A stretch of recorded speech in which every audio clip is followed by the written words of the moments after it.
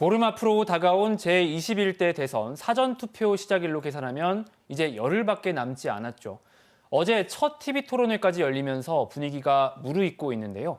한 주간의 주요 정치 이슈 최용선 더불어혁신정책연구원장과 함께합니다. 자, 원장님, 어제 첫 TV 토론회 총평부터 들어보겠습니다. 대한민국이 성장 동력이 꺼져가고 있는 문제를 어떻게 해결할 것인가를 놓고 어제 경제 분야 토론회가 붙었습니다. 이재명 후보는 데이터 센터를 기반으로 하는 새로운 성장 모델들을 햇빛연금과 바람연금으로 연계해서 지역 경제와 국가 경제에 좀 활력을 불어넣겠다, 그런 입장을 계속 고수해 왔는데 어제는 그걸 놓고 공방이 많이 오갔습니다. 김문수 후보는 그동안의 법인세 인하라든지 과거에 보수 정당이 추진했던 정책을 그냥 그대로 일관하는 모습을 보였고, 이준석 후보는 토론에서는 집요하게 후보들을 공격하는 모습을 보였지만 과연 그게 유권자의 마음을 움직였느냐, 이거는 좀 뒤늦게 평가가 이루어지지 않을까 생각합니다. 알겠습니다. 각자의 어떤 캐릭터들을 좀 보여준 토론이 아니었나 생각이 되는데, 지금 TV 토론회가 두 번이 더 남았습니다. 남은 토론회의 관전 포인트 뭐라고 보십니까? 아무래도 사회 분야와 정치 분야로 놓고 보면 내란 사태가 아직 진행되고 있다라고 민주당은 얘기하고 있기 때문에 이 내란 종식을 어떻게 할 것인가에 대한 문제를 놓고 첨예하게 아마 토론이 벌어질 거라고 생각하고요. 두 번째로는 그러면 내란이 종식된 이후에 대한민국의 권력 구조와 또 지난 어떤 헌법 체계에서의 불확실한 문제, 불안전한 문제를 어떻게 보완할 것이냐를 놓고 개헌 문제가 첨예하게 이제 부딪힐 거로 보여집니다. 네, 알겠습니다. 이런 가운데 주말에는 5.18 45주년을 맞아서 대선 후보들이 광주에 집결했습니다. 지역에서 좀 주목이 됐던 부분이 민주당 이재명 후보의 어떤 발언과 공약이었는데, 특히 군공항 이전 문제를 두고 국가가 주도적으로 추진하겠다, 이런 입장을 좀 확실하게 밝혔는데 어떤 의미로 해석해야 할까요? 이재명 후보는 아무래도 갈등을 올라타서 갈등을 해결하는 방식으로 그동안 정치를 해왔고, 그런 문제에 있어서 민원을 쌓아두지 않겠다, 그런 의미로 군공항 이전 문제에 대해서도 적극적으로 들여다보면서 협력하면서 갈등을 풀 수 있는 방법을 찾겠다, 이렇게 의지를 표명한 것으로 보여집니다. 네, 주말 광주에서 짚어봐야 될 포인트가 또 있었습니다. 자, 김상욱 의원, 국민의힘 의원이 민주당 입당을 광주에서 선언을 했습니다. 민주묘지 앞에서 공식 발표했는데 이 내용을 먼저 직접 한번 들어보시겠습니다. 국민의힘이 더 이상 보수의 기능과 역할을 하지 않고 진영 논리에 숨어서 일하지 않은 채 진영으로만 정치 세력을 유지하려고 했기 때문에. 네, 원장님, 김상욱 의원의 선택 어떻게 보셨습니까?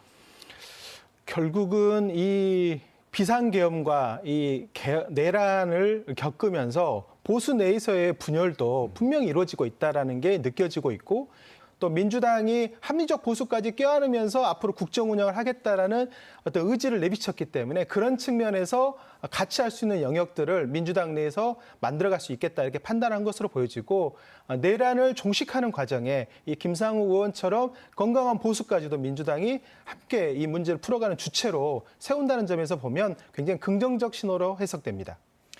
보수 그리고 민주당 밖에 있던 인사들의 이동이 이뿐만은 아닌데, 개혁신당 김용남 전 의원, 그리고 이석현 전 국회 부의장도 새미래민주당을 탈당하고 이재명 후보를 지지하고 나섰어요. 이게 처음에 나왔던 반명 빅텐트가 아니라 오히려 이재명 빅텐트가 되는 상황에서 한편으로는 너무 이제 텐트가 커지고 정체성이 희석되는 거 아닌가, 이런 우려도 있습니다. 어떻게 보십니까?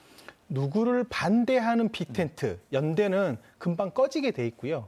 이거는 헌정 질서를 새롭게 우리가 민주주의적 가치를 의미를 부여하게끔 키워보자는 측면에서 하나로 더 모이는 거기 때문에 단순하게 친명 빅텐트다, 이렇게 보기에는 어려울 것 같습니다. 앞으로 국정을 운영을 해나가는 과정에 건강한 보수 세력 그 누구와도 성장을 놓고 대한민국의 미래 발전을 놓고는 함께할 수 있다는 취지이기 때문에 그렇게 부정적으로 볼 필요는 없다고 저는 생각합니다. 5.18 주간에 또 쟁점이 됐던 것이 개헌 논의였습니다. 이재명 후보가 대통령 4년 연임제, 또 김문수 후보는 임기 3년 단축의 4년 중임제, 이런 얘기들을 했는데, 이 모습은 좀 다르지만 어쨌든 개헌을 주요 의제로 추진하고 있다, 이렇게 좀 봐도 될까요? 결국 내란 사태가 종식되고 나면 결국 이 헌정 질서를 어떻게 더 튼튼히 만들 것이냐를 놓고 국민적 합의를 겪어야 됩니다. 그게 전제되는 개헌 논의가 되는데 그동안의 개헌 논의는 권력 구조를 어떻게 바꿀 것이냐, 대통령 권력을 어떻게 나눌 것이냐를 놓고 어떻게 보면 국민의 관심과는 멀어진 그들만의 개헌 논의를 벌려왔다면 단순하게 권력 구조 개편만 포함되어 있는 그 개헌 논의가 아니다라는 것을 분명히 한 점에서 다른 후보들과의 차이점이 분명합니다.